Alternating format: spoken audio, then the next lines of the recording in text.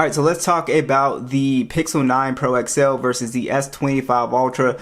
The Pixel brand new is going to be a little bit cheaper. It's like $1,100, and then the S25 is going to be about $1,300, and these are the for brand new prices.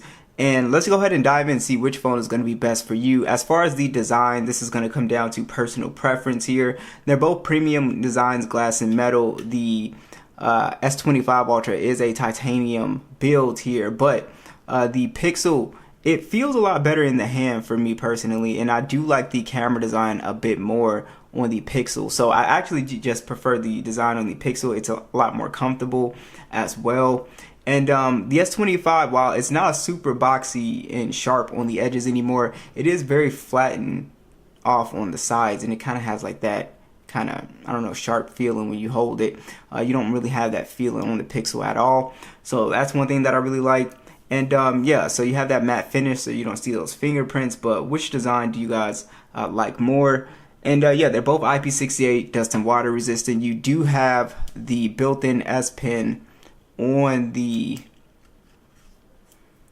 S25 here, so you can do digital artwork with this. You can just use it to simply navigate the phone's OS. They did take away the Bluetooth functionality, so you are going to lose quite a bit of Bluetooth functions like the camera button from a distance and the air gestures. But if you want to use it for like digital artwork, then it's really good for that. But besides that, that's pretty much it for the hardware. They're both very nice looking phones. Both of these phones have a pretty big display, so these are big phones for sure. Now you do have an LTPO OLED display on the Pixel. It's a 6.8-inch panel. It is 120 Hz HDR10 plus, and it does go up to a whopping 3000 nits peak brightness. So it's a super bright display.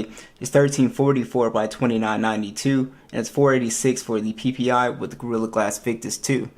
Now the S25 has a slightly bigger panel here. It's a 6.9-inch dynamic LTPO display. It is a 120 Hz, and then it is AMOLED HDR10 plus. This one is very bright also, but it's 2600 nits peak brightness. It's 1440p and it's 498 for the PPI. And this does have the Gorilla Glass Armor too. These are both flat displays as well too. And just some small things that you'll notice with these two phones is that, yeah, the bezels are a lot slimmer on the S25, and the punch hole is a lot smaller as well. Besides that, the colors are a little bit more colorful on the S25 for sure. The Pixel is definitely the brighter phone.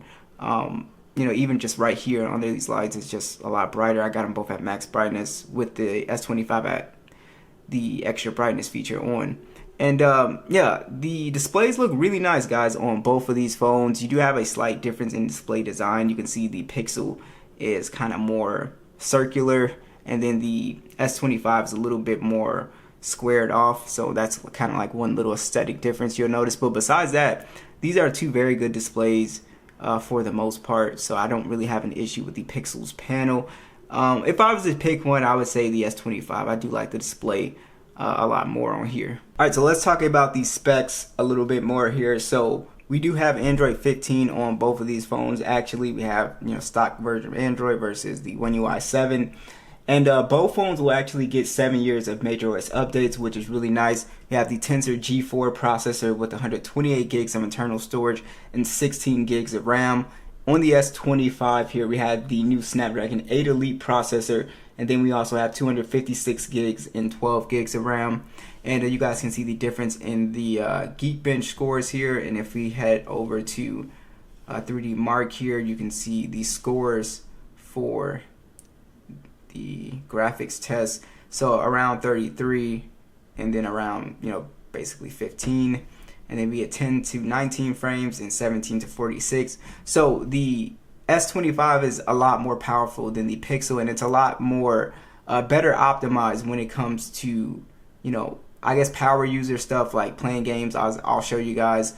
That's one of the things that I wish Google would kind of focus on to get some of these iPhone users and Galaxy users to consider switching over if you are a power user. Now, for general performance here, there's really not too much of a difference. Animations are super smooth on both of these phones here, but as you'll see, the S25 is definitely going to be a little bit faster for sure.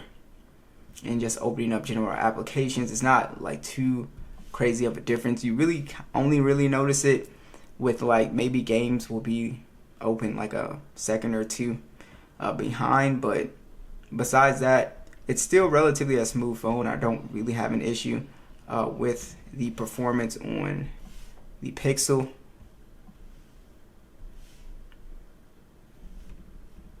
Scrolling super smooth on both. As you guys can see, not super crazy. Try YouTube. If you are more on the casual side of gaming, the Pixel actually does a great job. You won't really run into heating problems like that, but it can't play PUBG at HDR Extreme. You know, it's just not as well optimized. So yeah, you can play PUBG, you know, pretty well on here. It's not really a big issue if you just want to come in here, play a couple matches, play Call of Duty, Genshin, it will play it pretty decently as well. But when we're talking about like people who actually like play a lot of games on their phone, then you're most definitely going to go with the S25 here. You can see we have 120 frames, and it's just a night and day difference in terms of, you know, your FPS and being able to play competitively. So this crosses over to, you know, a lot of other games too. Fortnite, Call of Duty, Genshin is just going to overall run a lot better. So yeah, so if you are a heavier user, I would say the S25 is definitely the way to go. Alright, so we do have stock Android versus One UI 7. I would say if you are more of a power user, One UI 7 has a lot of, you know, features and customizable stuff that you could take advantage of. Samsung desktop support, you have access to Good Lock. Samsung does also, like Google, have their AI stuff on here as well, so you know you can do the Gemini on both of these phones, and you know, of course, everything is going to be very Google centric, you know, on the Pixel, right?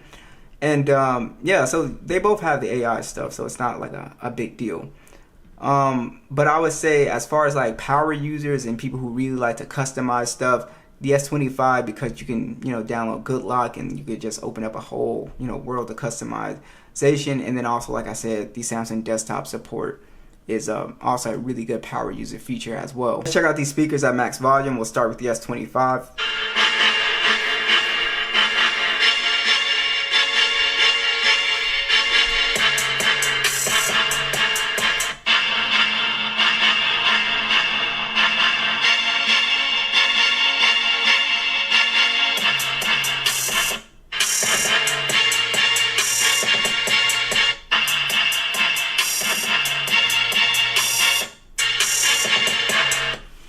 Yeah, they both sound really loud and they both sound really good. The S25 sounds like it's a little bit louder, but I would take the overall sound of the Pixel. So I would prefer the Pixel's overall sound, but the S25 is just a little bit louder. But they both sound really good, so I don't have an issue with the actual speakers on both of these phones. And they both have a very fast fingerprint scanner. They both have like a, you know, ultrasonic fingerprint scanner.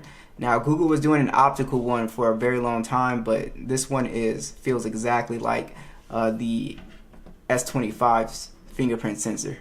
And you can also take advantage of Face Unlock if you want to.